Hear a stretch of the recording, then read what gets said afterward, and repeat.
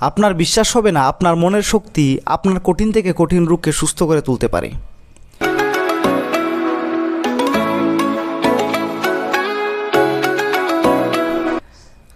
আপনার বিশ্বাস হবে না কারণ আপনার ভেতরেও কনসিয়াস মাইন্ড বা তার্কিক মন কাজ করে, যা লজিক এবং যুক্তি ছাড়া কোনো কিছু বিশ্বাস করতে চায় না বা কোনো কিছুই বুঝতে পারে না। সে আপনাকে তর্ক দেবে যে এটা পসিবল না এবং এটা একটা অযৌক্তিক বিষয়বস্তু, তাই সে সেটাকে বিশ্বাস করবে না, কারণ তার কাছে অতটুকুই কিন্তু ইনফরমেশন আছে। আর যুক্তিপূর্ণ বিষয়ের ব্যাখ্যার জন্যই আজকের এই ভিডিওটা তৈরি করা হচ্ছে, যা আপনার চেতন মনকে বিশ্বাস করতে সাহায্য করবে যে আপনি কঠিন থেকে কঠিন রোগ থেকে বেরিয়ে আসতে পারেন নিজের ভেতরের রহস্যকে ব্যবহার করে। আগের ভিডিওতে আমরা কনসিয়াস এবং সাবকনসিয়াস মাইন্ডের ফাংশনিং সম্বন্ধে আলোচনা করেছি। যারা যারা আগের ভিডিওটা দেখেননি অবশ্যই দেখুন, কারণ আগের ভিডিওটা হেল্প করবে এই ভিডিওটাকে আপনাকে ভালোভাবে বুঝতে। চলুন সামনের দিকে যাওয়া যাক। চেতনা ছাড়া একটা মানুষের শরীর পচতে ও গলতে থাকে। সেন্সলেস যখন একটা মানুষ থাকে, একটা ডেড বডির সমান হয়, তখন সেটা কিন্তু পচতে ও গলতে থাকে। এবং যতক্ষণ চেতনা শরীরে থাকে ততক্ষণই কিন্তু শরীরের মধ্যে ইমিউনিটি তৈরি হয় এবং শরীর ভালো থাকে ও জীবিত থাকে। এবং এই চেতনা দ্বারা যার দ্বারা শরীরে প্রবাহিত হচ্ছে তাকে সাবকনসিয়াস মাইন্ড বা অবচেতন মন বলা হয়। চেতনা যখন শরীর থেকে বেরিয়ে যায় তখন কিন্তু শরীরের মধ্যে কোষ বিভাজন ঘটে না। সুতরাং চেতনা যখন শরীরে থাকে তখনই শরীরের মধ্যে কোষ বিভাজন ঘটে, নতুন কোষের তৈরি হয়, নতুন রক্ত, রস, হরমোন ও বিভিন্ন ধরনের রসায়ন তৈরি হয়। কোষ বিভাজনের ফলে আমরা একটা কোষ থেকে দুটো কোষ, তারপর আস্তে আস্তে আমাদের পুরো বডি, পুরো শরীর তৈরি হচ্ছে একমাত্র চেতনা থাকার দরুন। চেতনা যদি না থাকতো তাহলে আমাদের পুরো শরীর গঠিত হতো না। চোখে যে দৃষ্টিশক্তি আছে তার চেতনার জন্য, আমরা কানে শুনতে পাই যে শ্রবণ শক্তি, তাও কিন্তু চেতনা আছে বলেই আমরা কোনো কিছু শুনি। নাকে যে ঘ্রাণ শক্তি আছে, স্পর্শের যে অনুভূতি আমরা অনুভূতি নিতে পারি বা অনুভব করি, সেটা কিন্তু চেতনার উপস্থিতিতে। যদি আমরা সেন্সলেস হতাম বা চেতনা না থাকতো তাহলে ওই কিছুই আমরা বুঝতে পারতাম না। দেহের পরিবর্তন, ছোটোখাটো হোক বা বড় কোনো পরিবর্তন, দেহের গঠন এবং দেহের স্থায়িত্ব, আমাদের দেহ তৈরিতে, দেহকে টিকিয়ে রাখতে একমাত্র চেতনাই কিন্তু দায়ী। সমস্ত সম্ভব একমাত্র চেতনার জন্য।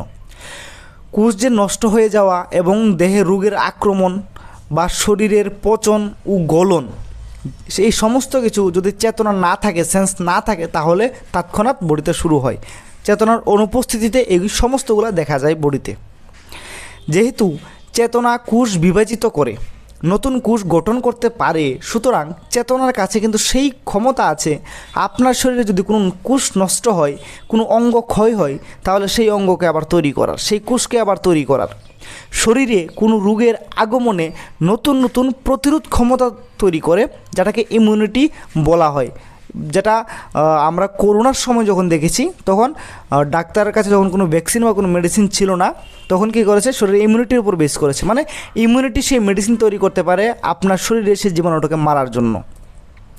কিছু উদাহরণ আমরা দেখি, যেমন হালকা কেটে গেলে সেখানে তৎক্ষণাৎ শরীরের বিভিন্ন রসের বিক্রিয়া ঘটে এবং সেখানে রক্তক্ষরণ বন্ধ হয়ে যায়। ঠিক আছে, তার পাশাপাশি কোষের বিভাজন স্টার্ট হয় এবং সেই জায়গায় শুকিয়ে যায়, আবার আগের অবস্থায় ফিরে আসে। এটা কিভাবে হয়? সে চেতন মনের চেতনার সাহায্যে কিন্তু সেটা হচ্ছে।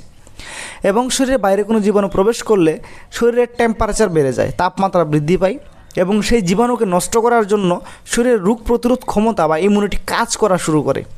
যার ধরুন আমরা অনেক সময় দেখি অনেক ছোটোখাটো জ্বর এবং সর্দি আমরা সম্মুখীন হই, তা নিজে নিজে সুস্থ হয়ে যায়।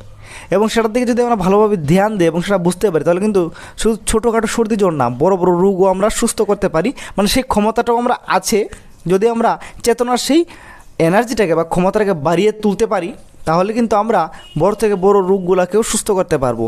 আজকে আমাদের চেতনার এনার্জিটা বা শক্তিটা কম ব্যবহার করতে পারছি বলে কিন্তু ছোটোখাটো রোগ সুস্থ হচ্ছে, কিন্তু বেশি ব্যবহার করতে পারলে বড় বড় রোগও কিন্তু সুস্থ হতে পারে। আমাদের শরীরে যখন শক্তির প্রয়োজন হয়, এনার্জির দরকার হয়, তখন আমাদের ক্ষুধা অনুভব করায়। কে অনুভব করায়? সে আমাদের চেতনা। যখন আমাদের শরীরে জলের প্রয়োজন হয়, তখন আমাদের তৃষ্ণা অনুভব করায় যে তোমাকে জল খেতে হবে।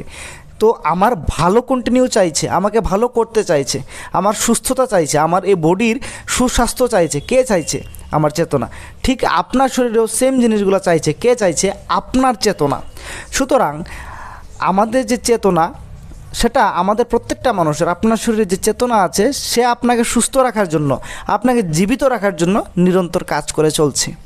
কিন্তু সময়ের সঙ্গে সঙ্গে আপনার যে চেতন মন বিভিন্ন নেগেটিভ চিন্তাধারা, বিভিন্ন টেনশন, বিভিন্ন ভয়, বিভিন্ন সন্দেহ ইত্যাদিতে আক্রান্ত হয়, যার কারণে কি হয়, আপনার যে অবচেতন মনের এই চেতনা শক্তি সেটাও কিন্তু নেগেটিভ কাজগুলোতে খরচ হতে থাকে, যার প্রভাব আপনার স্বাস্থ্য ও জীবনে নেগেটিভভাবেই পড়ে।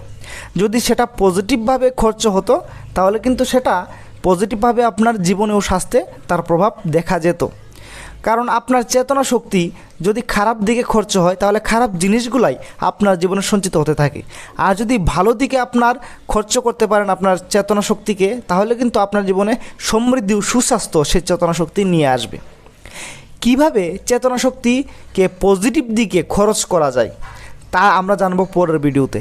ততক্ষণ পর্যন্ত ভিডিওটা ভালো লাগলে অবশ্যই লাইক করবেন, চ্যানেলটাকে সাবস্ক্রাইব করে যাবেন পরের ভিডিওটা দেখার জন্য। লাস্ট পর্যন্ত সঙ্গে থাকার জন্য আপনাদের সবাইকে অসংখ্য ধন্যবাদ।